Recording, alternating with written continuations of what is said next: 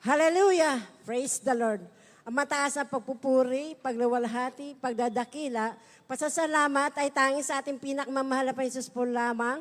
Dobling paggalang sa ating beloved noble pastor, Will Estrada Almeda, the end-time prophet of God, at sa ating beloved children po, at sa inyo pong mga minamahal, sa mga preachers, sa mga prayer warriors, sa ating mga musician, sa ating mga kapatiran, baguhan man po o datihan.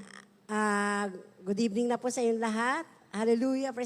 Magpapasalamat po ako sa gawain na sapagkat totoo po ang gawin ito.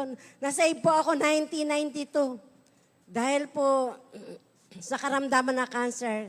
Tunay po na totoo ang Diyos dito natin pinaglilingkuran dahil po sa may taning na po ako na 30 minutes sa cancer. Stage 4 po ako. Ang mayomo ko po 12 inches. High risk po ako sa cancer. Nag-chemotherapy po ako sa Pabella. Tunay po mga minamahal na Makwan, Makto, natapos ko, glory to God po, hallelujah.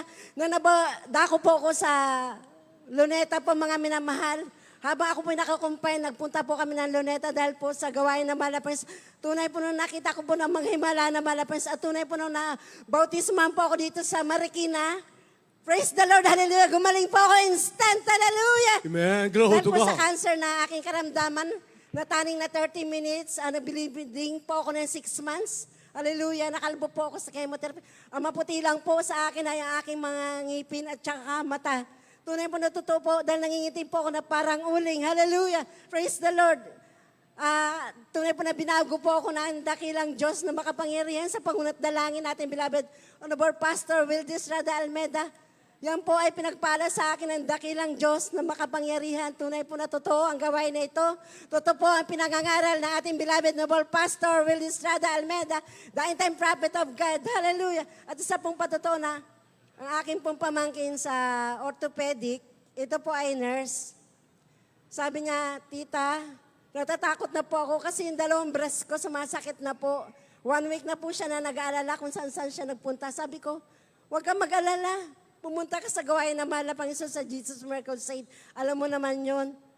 Alam niyo po, nagpunta po siya dito sa Jesus Miracle Crusade. Nagpabautismo po siya. Hallelujah. At tunay po mga nagpakabautismo, instant po siyang pinagaling. Hallelujah. Tunay po na nurse ito. Ngunit sa gawain po na malapis, walang imposible. Alam niyo, pagdating niya sa bahay, tumalon.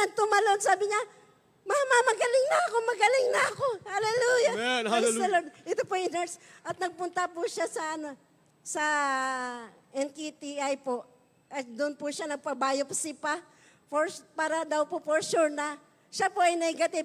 Tunay po mga minamahal, siya po ay pa po sa biopsy. Instant po na negative po ang result ng kanyang pina-opera. Hallelujah, praise the Lord. Tunay po na totoo po ang gawain na ito. At yung pong isa pa po na ang aking kapitbahay na talaga pong muusig sa akin, mula dito po sa may mahabang parang Angono po. Tunay po na kung usigin ako talaga pong grabe.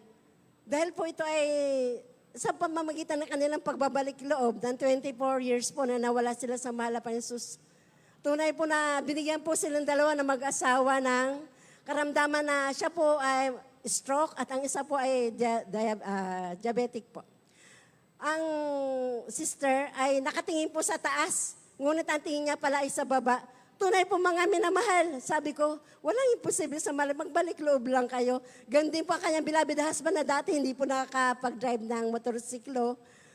Tunay po ngayon, pinagpala po at bumalik na sila sa gawain na malapit sa instant po silang pinagaling.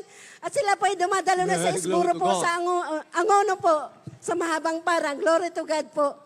Kaya nga po, gaano po katotoo ang gawain na malapit Jesus ay totoo po nagpapagaling. Sapagkat ang sabi ng aming mga doktor sa ospital, dahil ako po isang nursing aide, yamang binigay ko na sa inyo ang lahat ng aking nalalaman, sabi naman doktor, ngunit hindi pa rin kayo gumagaling.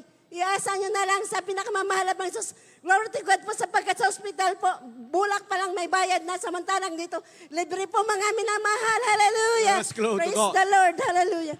At sa kahabagan po, mga hindi man po karapat-dapat, ako po ay napasama sa mga paghahayo po sa mga kulungan. Ito po ang una, ang Manila City Jail. Sumunod po, ang Camp Karingal Jail. Sumunod po itong Marikina City Jail. Praise the Lord. Ang lahat po na nakukulong na panghabang buhay, pinapalaya nating pinakamamahal ng Diyos sa Lord, amen. pangnagdalangin natin, beloved, on our pastor, Will Estrada Almeda, the end-time prophet of God.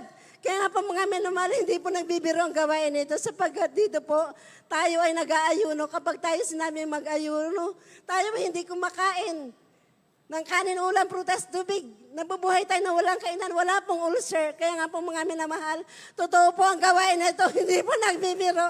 Hallelujah, praise the Lord. Kaya manampalataya po kayo mga minamahal. Sapagkat ang ating mamanahin ay buhay na walang hanggan. Sa pangunat dalangin natin, beloved and world pastor, Will Estrada Almeda, the end-time prophet at ating beloved children po. Hallelujah. Kaya nga po mga minamahal, ang mga karamdaman na bunga ng kasalanan, ito'y pinagagaling sapagkat ang mga cancer, ketong, leukemia, TB, diabetes, dito po instant pinagagaling at binabago ang masamang ugali. Oh, glory to Nagbabago God. po, Hallelujah. pinakamamahal na Panginoon Jesus po nagbabago.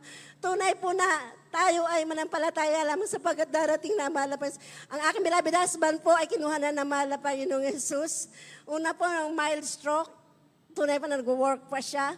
Pangalawa po, nagbi-bleeding siya ng 4 days. Ngunit yung 4 days na yun, pina-check up po namin siya sa FEU. Binigyan lang siya ng tranquilizer. Sabi niya, ito lang ba ang 14,000 natin na gastos? Pinatulog lang ako sa information, sa emergency ward. Tapos sabi ko, uwi na tayo kasi wala ang Diyos dito. Sabi ko, totoo ang gawain ng Jesus Burgos dahil pagbalik po namin sa bahay na umalis na kami din, sa 4 na araw na yun, pina-prayer request lang po natin sa beloved pastor, sa beloved children. Instant po pinagaling ang pagbibleeding niya ng 4 na Amen. araw. Hallelujah. Hallelujah. Praise the Lord. At ito pong huli na kinuha na po ng mahal na Panginoong Jesus, tunay po na talagang doon na po siya patungo para hindi na po siya makaliko.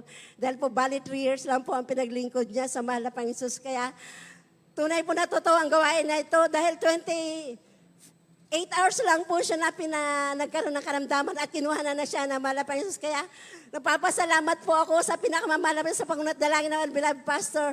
Kaya lahat po ng kapurihan, pasasalamat, pagdadakila ay tangin sa ating pinakamamahal na Panginoon Jesus po lamang. Hallelujah! Praise the Lord, Lord. Praise the